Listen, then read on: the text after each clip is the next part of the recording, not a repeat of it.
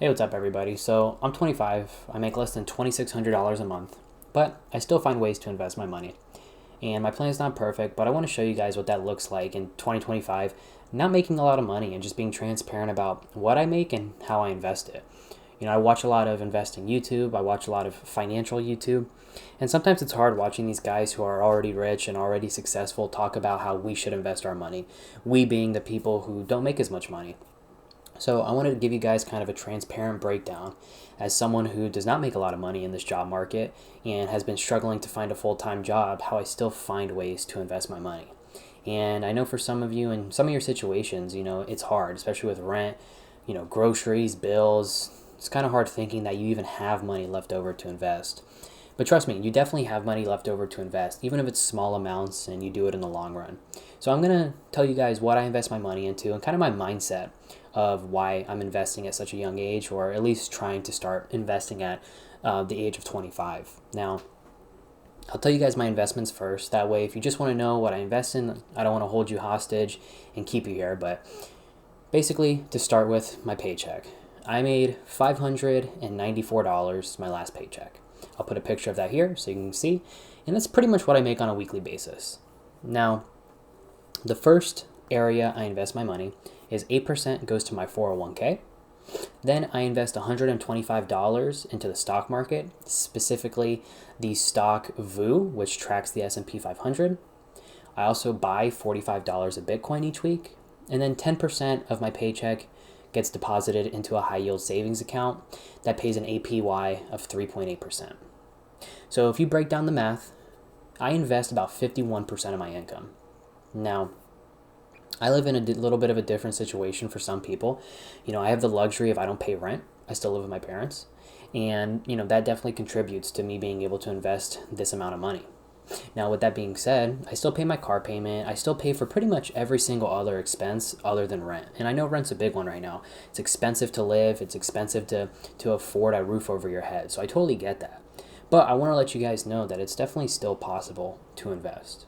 So now to kind of break each one down. So as I mentioned, the first area my money goes is 8% to my 401k. Now, I don't want to be too technical about all of this. I can always make other videos, but for those of you who don't know, a 401k is a retirement account through your work. And basically, you give your work money, they match a certain percentage of that money, and that money goes into investments. Now, the cool thing with a 401k is when you go to pull the money out, once you retire, that money is tax-free, I believe. So that's why I like to do 8%. Now, the company I work for, they do a 6% match on that. I elect to do 8%, and I do this pre-tax. So that means whatever my gross pay is before any taxes come out, that 8% comes out. I've been doing it like that since I started investing in my 401k, and I figured that's kind of what's worked best. And the reason I do 8% is, I'll be honest, there's no science behind it. I just do 8% because I like doing 8%, and I get that 6% match from my employers. So if you're looking at starting to invest, the first place I'd recommend is your 401k if your employer offers it, because that's the easiest way to start investing. Now, the next thing I do is $125 into the stock market each week. So I also invest into my Roth IRA account, which goes into the stock market, and I invest into the S&P 500. So the ticker symbol that I invest in is VOO or VOO. And basically what that ticker symbol does, it's an ETF. So basically what an ETF is, it's almost like a stock that holds a whole bunch of other stocks. The nice thing about that is you cut out volatility, you cut out a lot of the negative connotations with investing, and you basically are putting in your money into something that's going to consistently grow over time, because the S&P 500, which tracks the top 500 companies in America, that consistently goes up over time. So I like to invest $125 into the stock market each week, specifically into the ticker symbol VOO. Now, the next one is controversial for some people, but I buy about $45 of Bitcoin a week. Now, I believe in Bitcoin. I'm a young guy, so I can afford the volatility that comes with cryptocurrency. I don't buy any meme coins. I don't, try to day trade meme coins. I literally just buy $45 of Bitcoin a week, and that's it. Now, I do have some other coins that I've bought here and there that are like real world asset coins. So some that might potentially have some real world value. But overall, weekly, no matter the weather, I'm always buying $45 of Bitcoin each week. And I hope by the time that I'm older, and I'm ready to retire, or possibly in my 30s or 40s, that really pays off, especially if, we're going in the right direction of cryptocurrency. And last but not least here is the 10% of my paycheck to my high yield savings. So my high yield saving is through SoFi Bank, and right now they pay about a 3.8 APY on it, so annual percentage for the year. And basically what that means is, so, for those of you who don't know, when you have a savings account, right, your money just sits there and it doesn't gain interest. Well, it gains a little bit of interest, but not really, right? It just kind of sits there. And this is a hard topic that I had to wrap my head around. But when your money is just sitting in a bank account, you're actually losing money. And I would always think to myself, like, how am I losing money if it's just sitting in my bank account? Well, that's because, especially if you're in the American economy, we're in such a debt crisis right now that the value of the dollar, pretty much every day that goes by, loses a little bit of value.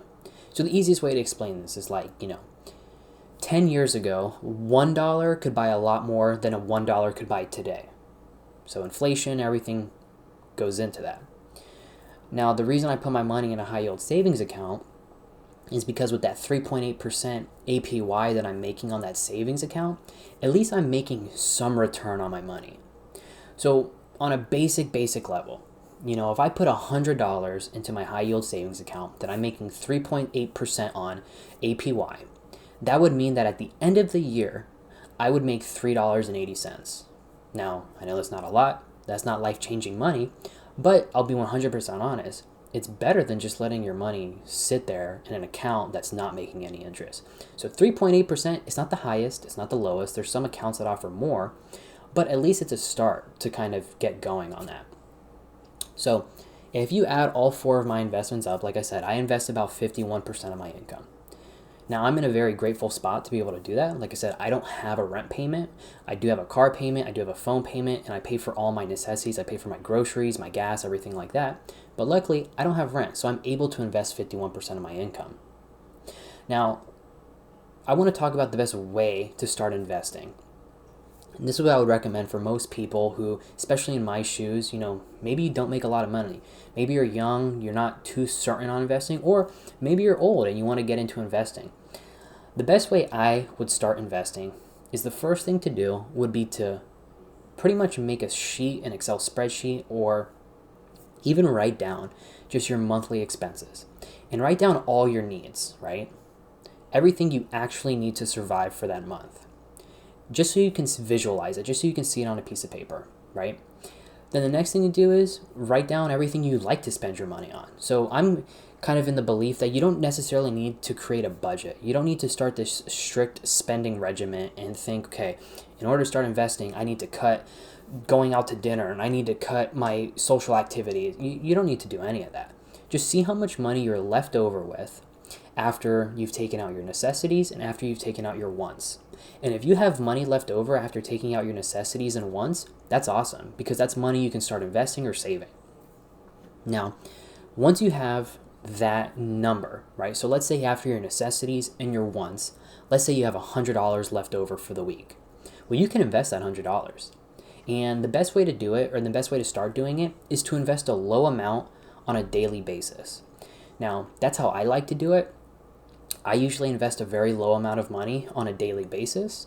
But if you don't feel comfortable doing a daily basis, you could also do a weekly, bi-weekly, or even monthly basis to start investing your money. As long as you're consistently buying at a low amount to kind of just get your money going and get in the stock market, that's usually the best way to do it. And what that's called is dollar cost averaging. So by dollar cost averaging, basically you're just always buying in the market. And the nice thing about that, of always buying in the market, is it takes a lot of the hard work out of it. You don't have to think, oh, I need to time the market. Because let's be honest, no one can time the market properly. No one knows when the lowest of low is, and no one knows when the highest of high is. So you kind of always want to buy. That way you just have an average price, if that makes sense. So as long as you keep buying into the market, your average price will work itself out. Now, after you have that number left over, and you think to yourself, okay, let's say I have $100 left over at the end of the week, I'm comfortable doing a $25 weekly investment at $5 a day. That's awesome. That's a great start. The best way that I have found to do it, and this is tried and true, is to automate all your investments. By automating all your investments, you basically take all the mental battle out of it. Investing is very mental and very psychological for a lot of people, and especially me myself. I don't make a lot of money, so I don't like seeing the money come out of my paycheck. I don't want to type into my account that I'm buying $10 today. In a weird way, I almost look at it as like I'm spending money, when in reality I'm investing it. But mentally, I'll look at it like, oh man, I just bought, $45 of Bitcoin. I needed that money for my car payment. But if you just automate everything, it takes all the mental headache out of it. Everything just comes out automatically. And the thing to do would just to be not to look at it. As long as you can still afford to live, start investing a small amount of money automatically. So for example, with the 8% that goes to my 401k, for those of you who invest in a 401k, you know how this goes. For those of you who don't, you don't have to do anything. The job will literally take it right out of your paycheck and it's automatic. When I invest that $125 into the stock market, into VU, I don't have to sit there and type in $125 and hit send. Because if I had to do that, I would never invest, because I would want to hold on to that money and keep it somewhere that I can see it every 5 seconds and keep it safe, right?